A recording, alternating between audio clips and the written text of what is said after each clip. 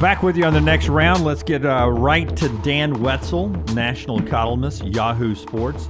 We had athletic director Greg Byrne on yesterday from Alabama. I'm watching Wetzel and Pat Forty, Ross Dellinger do your podcast. Y'all had a reaction to Greg's tweet a couple of nights ago, Dan. For our audience, from a national perspective, when you saw the Alabama AD asking the fans to fight back in the NIL, how did you guys read into that? How did that go over nationally, in your opinion? I thought it was smart. I mean, that's the job of the AD these days. If you don't sit on your hands, if you see a deficiency in some competitive way, and if you can rally some advantage or defense or whatever, you rally some money and you keep a player that can help you win a game next year. I thought that was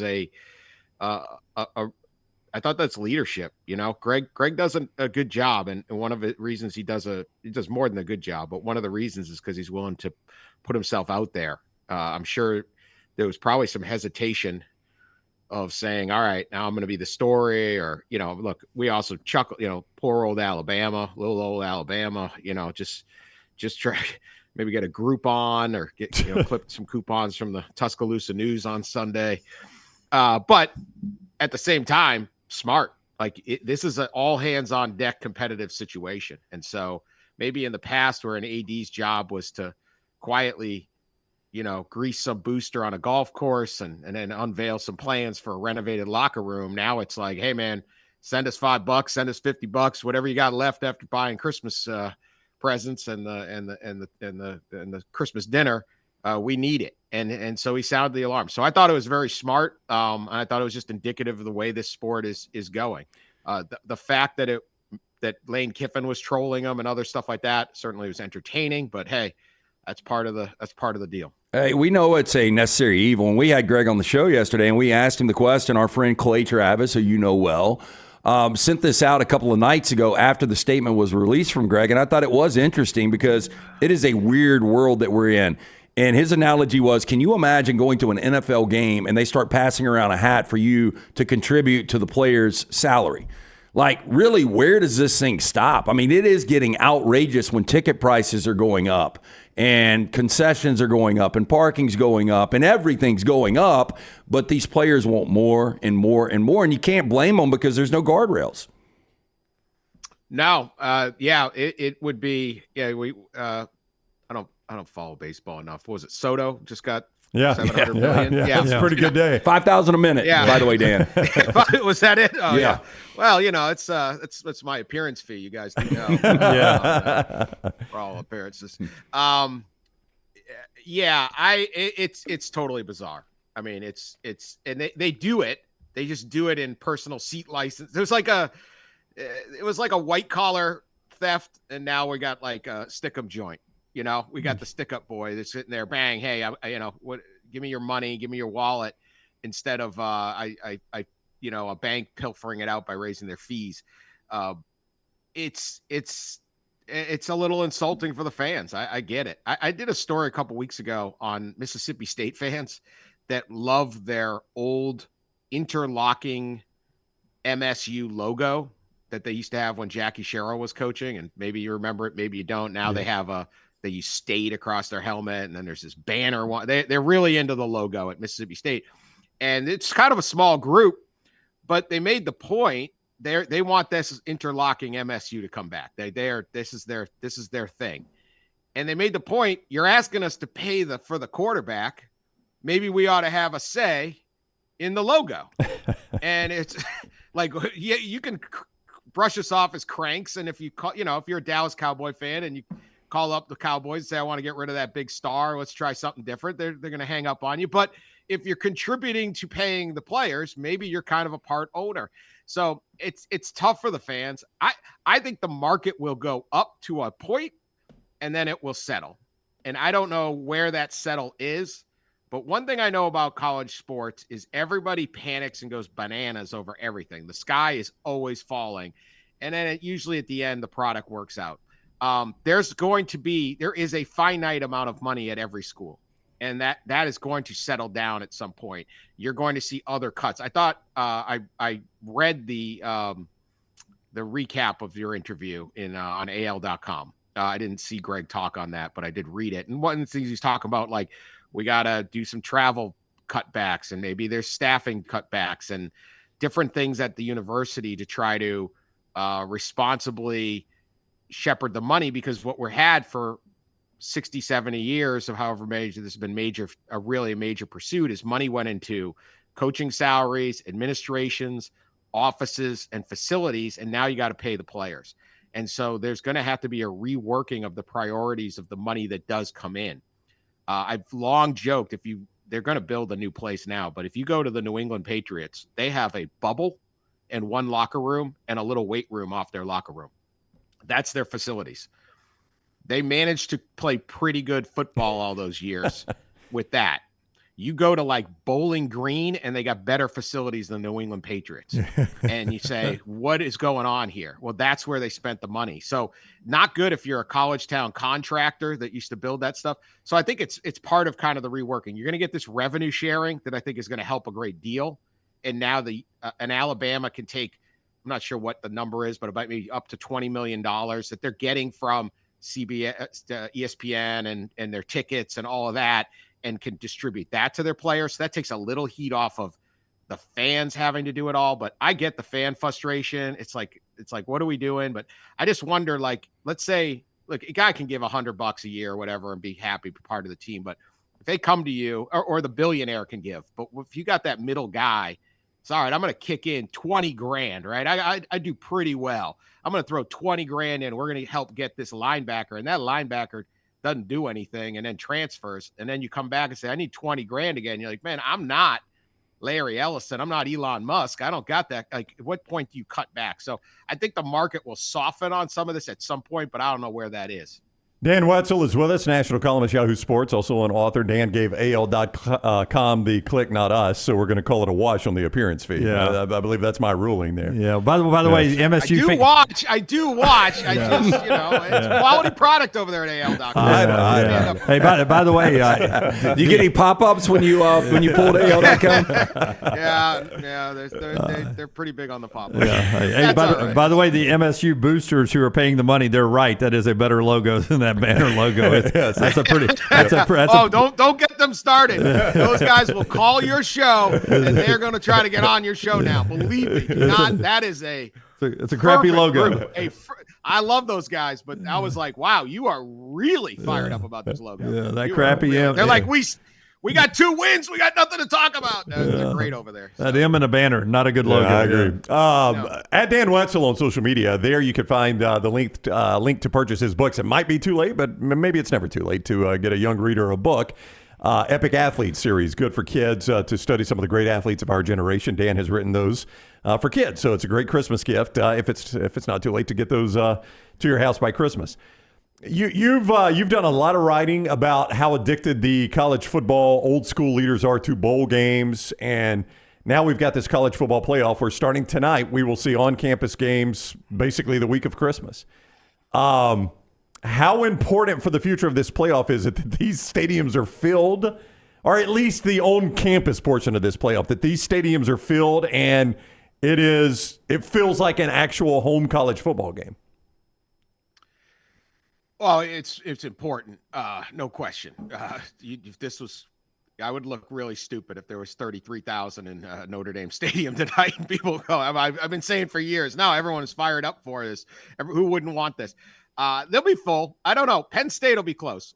And I've thought about this for a long time and written about this for literally too much of my life. The playoff is my MSU banner, so that's why I think I got along with the kindred spirits on some obsessed about something. Home playoff games are my thing. Penn State's like the hardest. I always was like, that's going to be the toughest one to fill because it's massive. It's the second biggest stadium in the country behind Michigan, and it's in the middle of nowhere. Michigan is basically in Metro Detroit. It's right next to a big, massive airport. You can get 100,000 in there. Just driving over. You don't need, and there's not enough hotels. It's graduation weekend at Penn State this weekend, so there's even less hotels. So to get 102,000 in there, if they do that, is pretty wild. But I think this is going to be great. I think the atmosphere tonight at Notre Dame is going to be fantastic. we've all been to bowl games. They can be great if you have that 50-50 split and it's the championship game. But I've also seen them where you don't have that, and it just talk about the burden on the fans, right? I think about tonight, there's going to be some fans in that stand at Notre Dame they live in the area. They live in Mishawaka, and they go to Notre Dame games. That's their thing, but they aren't wealthy. They're just, middle class, and this is what they've done for 30 years, and this is their team, and they can't afford to fly to Phoenix and fly to Miami and do all that for these big games, let alone week after week after week, and they get to see a playoff game. And this is the biggest game on, even on Notre Dame's campus, is one of the biggest games that have ever been played. So I think that part is going to be great. I think the atmosphere is going to be great. Obviously, I think it's cool that we're starting with Notre Dame, which is one of the most picturesque campuses, the Golden Dome, touchdown Jesus, and there, some flurries in the air. I think it'll be terrific. So I think it's going to play out really nice. But I think this is a better deal for fans. And I would love to see it happen in the quarterfinal round as well. And also, just one more, I know how many people in Alabama make money off of home football games, what a boost it is to the Alabama economy, and not just the Marriotts and the Hyatts and stuff, but like the Airbnbs. People, I've stayed in Tuscaloosa at a woman's house. She rents out her house, for all the games, or the bars, the restaurants, the grocery stores, all the different stuff. Think about all that money coming in, an extra boost to Tuscaloosa and even into Birmingham when the Tide eventually host a game. So I think I think overall it's a great thing, but it better be pretty good this weekend, and I think it will be. I never thought we'd get to the 12-team playoff, and you'd have to use the phrase, when the Tide eventually hosts a playoff game. It did sound weird, didn't it? Yeah. There was, when this was unveiled, I was like, how does Alabama not make one of these? I think, just on a side, I think that's one thing. Everyone's talking about how to change the playoff, right? Like, and I get there's some deadlines, but can we let this cook? Can we just let's see what happens a couple years? Yeah. Because there are things happening that you're not expecting, right? I would have thought, hey, Alabama's in this thing every year. Or there's no way, not that I like this, I don't like the seeding thing, but there's no way Boise State could ever end up a 3 seed, right? That's right. And then everyone's saying, well, I shouldn't be there. Who knows? Maybe they win the game. That's right. I don't know, right? We shouldn't have this. We shouldn't have that. Let's see what happens. A lot of stuff happened along the way. You didn't know how it would fully impact the regular season. I thought it was great. Different things like let's take a deep breath. And to their credit, they have done that so far. But let's not overreact to one or two things and go, oh, we can't do that. We can't do this. Let's see how it plays out. But the Tide will get there. It's always darkest before dawn. He almost said, I promise you, but he backed off quickly. Greg Byrne, it's Greg Byrne's job. Don't put my this on. Hey, there are a lot of great storylines in these 4 games this weekend. But let's go to Columbus tomorrow night. First of all, I think Ohio State is going to win. But Ryan Day is 1-3 in the college football playoffs. He's 3-6 all time versus top 5s. He's obviously lost 4 straight to Michigan, and he hasn't won a national championship. There is a buzz out there. If he was to lose tomorrow night to Tennessee, he would lose his job. I think the 3 of us think that's kind of crazy. We don't think it's believable, but we have talked to respectable people that we've interviewed that have said out loud on this show they have heard behind the scenes from credible people his job might be on the line if he loses tomorrow night. Where are you on this? Well, he's got one positive going for him, and that's Michigan ain't in this thing. So at least, just those guys are sitting at home. So at least he doesn't have to stare at that down the line at some point. That seems to be his problem. I don't know that he gets fired. I think it just becomes untenable. I think at some point you're just like, I just need to take a year off. And he's an excellent football coach, right? As you alluded with that record. But I am like, if Tennessee can force a 3 and out early, like the first drive, they'll probably start booing in there. Like there is no patience for this. They have the most talented roster. They spent 20-something million on their roster. They got all these, they're picking up, they grabbed Caleb Downs just because they could, right? They have got everything they need. I remember talking about this in the preseason. Urban Meyer and Jim Tressel did no favors. They're like, this is the most talented roster we've ever had at Ohio State. Like, oh my goodness. Like, and Ryan Day does it to himself too. He talks in the media like we should never lose here. Winning it all, beating Michigan. I mean, he literally said, this is, I think, crushes him because it's actually disrespectful. We should never lose to Michigan, and we will never lose again to Michigan. It's not that easy. You're going to lose to Michigan sometimes. You shouldn't say that if you're playing Toledo, let alone Michigan. And I think he's lost some focus when it comes to that rivalry that is seeped into the entire program. I never saw Nick Saban stand around and say we should never lose to Auburn. I saw him win and go, it's really hard to beat Auburn. This is a great victory for us, right? Which it is. Even if Auburn's down, it is. And vice versa. It's a celebration of how hard it is to beat your rival, not these people don't exist to us. We don't say their name and all that. That is, I think, really rocked the whole program. And I'm dying to see tonight whether they can move past it or it's still there. How will Chip Kelly call this game tonight, the offensive coordinator, after calling one of the worst offensive football games I have ever seen against Michigan? I mean, Michigan has 2 first-round interior defensive linemen, including Mason Graham, who might go like 3rd or 4th, and he decided to run it at Mason Graham instead of going after the wideouts where he's got all these fans. So this team could do gangbusters. I could see them winning the national championship. I could see Tennessee beating them. I could see Tennessee winning the national championship besides also, especially if Nico gets hot, talented player. Like, does he make that leap after a couple weeks of practice? So that's another subject. But this game is so fascinating to me because Ryan Day could win the national championship in the next month, or he could be either fired or have to quit from Ohio State by like Sunday morning. Crazy. That's crazy. It is nuts. You're right. That's crazy. At Dan Wetzel on social media. Read him at Yahoo, the national sports columnist for Yahoo. Also, Ross Dellinger, Pat Forty, do a very entertaining College Football Inquirer podcast. Our show has actually been featured on that podcast, which we always appreciate. Always. Yeah. Always. We only occasionally mention AL.com. So we'll throw some plugs in for you. Also, Epic Athletes, the series of books he's written about some of the great athletes of our generation that your kids can read and enjoy and learn more about some of the stars that participate in the sports we love. Dan, thank you very much. Have a great Christmas. Enjoy the playoffs. You too. Merry Christmas, guys. All right, buddy. Dan. Take Thank care. you. Dan Wetzel with us on the JohnstonRVCenter.com hotline.